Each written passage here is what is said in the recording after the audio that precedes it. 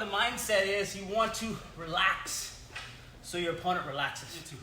You're not always going to see, but sometimes you can feel their movement, feel the technique. And that's where if you completely relax, your opponent or the attacker has a tendency to relax with you. And that's your best moment to escape from that position. Changing the rhythm as well. Changing the rhythms of your attacks and changing the rhythms of your escapes. Right? You don't want to go at the same pace, right? Because then it's easier for your opponent to time your escapes or your attack. The analogy I always use is like the pitcher in baseball. The best pitchers, they don't throw the 90-mile-an-hour fastball every pitch. They change up the pace, 75, 80, 90. Right? So same thing with your attacks and your defenses. You have to kind of change the rhythm and the pace so it's harder for your opponent to time your technique. Our job as instructors is to try to show you guys all the information that we know. Your job as a student is to try to pick the techniques that work best for you and your body type. The hip escape is essentially your troubleshoot. If you don't have the flexibility, you don't have the mobility, the hip escape is always what's going to fix everything. I want you to, something that I'm feeling is what he's doing, he's just starting to get me to react in ways that he can anticipate. Just like our attacks, escapes work very similar. We have the tendency to come up with intricate attack systems. Everyone puts a lot of thought into attacks, and then when it comes to defenses, everyone kind of just, they'll stick to real basic approaches. The difference between the basics and mastery is just repetitions and intertwining the two fundamental techniques, such as the umpa and the elbow escape, and having the precise timing. There's the difference between basics and advanced. Just intertwining something really basic, but you've put in your thousands and thousands of repetitions, so you're able to thread those techniques together in your own way. Even me as a white and blue belt and purple belts, when I started getting more into escapes, because I realized if I couldn't escape, a black belt or brown belt's mount or back control or side control match ends there. White belt is claustrophobic, which we all have the tendency we all start off very claustrophobic at the beginning.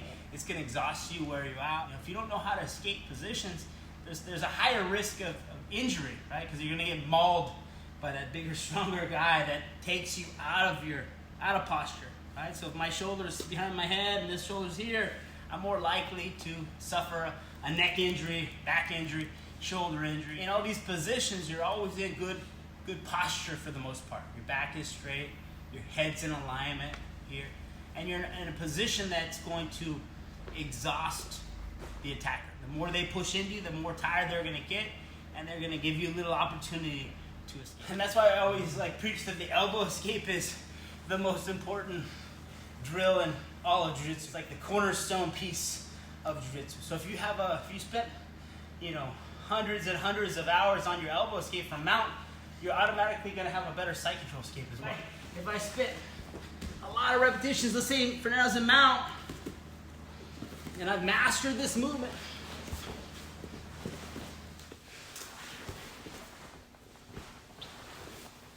now, when he tries to mount me,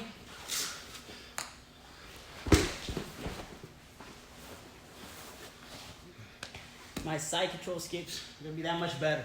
And this is going to be the technique that's going to save you when you're exhausted, you're tired, you have that opponent that's 30 to 50 pounds heavier than you, they're overly aggressive to get to mount and finish. You can even use this as a setup to where, maybe you act like you're even more tired than you really are.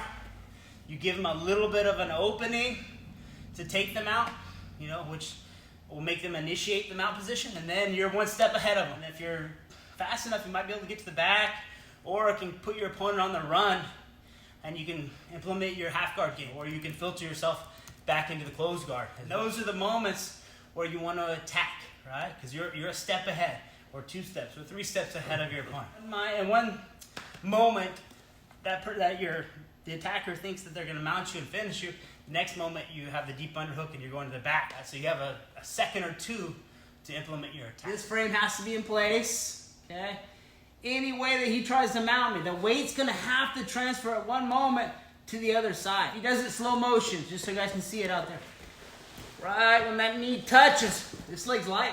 At this moment, he knows I have the underhook. I have the advantage. So he's gonna have to scramble to get that whizzer right away. I'm one step ahead now. I can play my half guard game. Scramble to get that whizzer. Exactly. Like that's trouble. So here, same thing. He switches his pan. He goes to the reverse scarf hold. Keep this elbow tight. Here, watch that moment. Once you hear that foot touch the mat, here now I can go through and on the attack. If something does happen, let's say this isn't ideal, but this can be another option. If you do, let's say he drives his knee all the way underneath, and I lose this. Same concept. He does the mount. He goes to mount. Excuse me. I can try to grab. Another thing that I can do is grab the outside and bump and try to capture it. Okay, it's ideal if you can get your elbow in, but that's sometimes a fail safe. If you can bump and catch